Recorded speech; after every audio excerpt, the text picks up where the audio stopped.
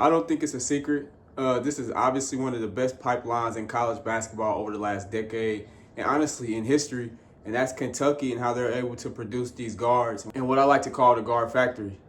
Since 2015, I don't think there's any other school in America that's produced the quality and quantity of guards like the school of Kentucky has. From the span of 2015 to 2014, I think it was only one time, and that might be either in 2021 or 2022, when Kentucky didn't produce a first-round guard. Dating back to 2015, you got Devin Booker, first-round 13th pick, two-time All-NBA player and also a four-time All-Star. You got Jamal Murray, first-round 7th pick. He's a one-time NBA champion. De'Aaron Fox and Malik Monk both went in the 2017 first round. De'Aaron Fox going 5, Malik Monk going 11. Next year, the reigning MVP, Shai Gilgeous-Alexander, comes out of Kentucky. He's a one-time NBA champion, 3-time NBA All-Star, and 3-time All-NBA player. 2019, we go to Tyler Herro, first-round 13th pick, one-time All-Star, and also won the 6th Man of the Year award. The following year, we go Tyrese Maxey, first round, who just dropped 50 as I'm recording this yesterday, with the 21st pick.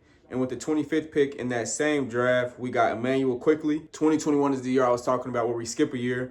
But then we go Shaedon Sharpe in 2022, Cason Wallace 2023, Reed Sheppard, Rob Dillingham 2024. So some really recognizable names. But like I said, not only are they producing NBA players, they're producing the top quality NBA players. And these players have the accolades to prove why Kentucky is guard you. The first question that came to mind is, how is Kentucky sending these guys to the NBA, and how are they prepping them in college to where they're these great NBA players? So I put some notes down, and the first thing I noticed, up until last year, Calipari was the coach for Kentucky. He has now since moved on to Arkansas, where he's in his second year coaching. They now have Pope there. They both run an offense that mirrors the NBA style, which might be a key reason as to why these guards are having success at the next level.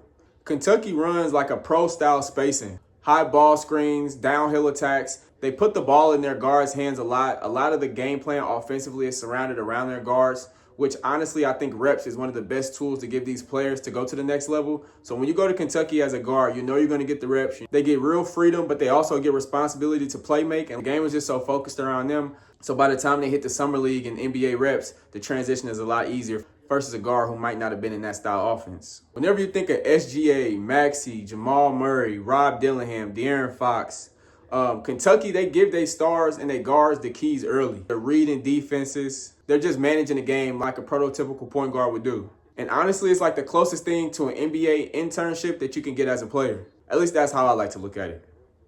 Players have also been vocal about how the practices are just as hard as the games. Like, you got guys like Malik Monk and De'Aaron Fox going at it every day in practice. SGA and Immanuel Quickley going at it every day in practice. You have guys who are also talented enough to reach the next level just like you are. So it's really just like an iron sharpens irons effect, or at least that's how I like to look at it. And I honestly think that's one of the best recruiting tools you can use. The brand or the exposure.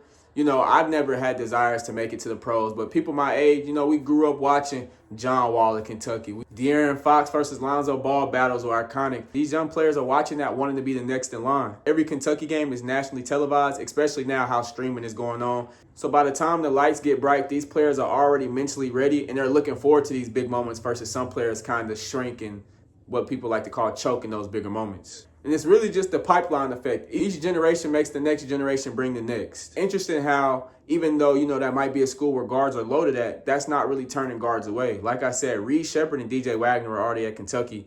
Rob Dillingham was an NC State decommitted and decided to go to Kentucky knowing that he would have to go against these guys, but knowing that that would make him better in the future, relating back to my iron sharpens iron topic that I brought up not too long ago.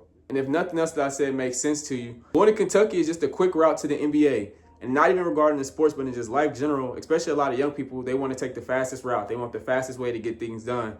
And Kentucky is honestly like a cheat code and one of the fastest routes to the NBA. Like I said, all those names that they're producing over the last 10 years alone. And I'm just talking just at the guard position.